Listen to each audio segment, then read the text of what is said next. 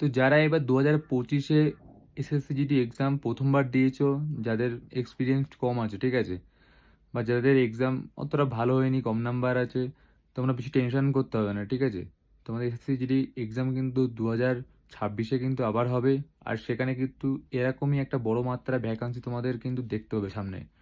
তো এখন থেকে তোমরা প্রিপারেশন চালু রেখে দাও, যাতে ওই সময় গিয়ে তোমাদের বেশি প্রেশার না নিতে হয়, আর নাম্বারটাকে তোমরা ভালো একটা ক্যারি করতে পারো।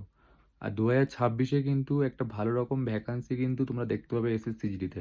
কেননা ওই সময় পে কমিশন বসবে, আর সেই সময় পে কমিশন বসার পর অনেকেই মানে রিটায়ার যাবে, তো সেই ক্ষেত্রে একটা হিউজ পরিমাণ ভ্যাকান্সি তোমরা দেখতে পাবে।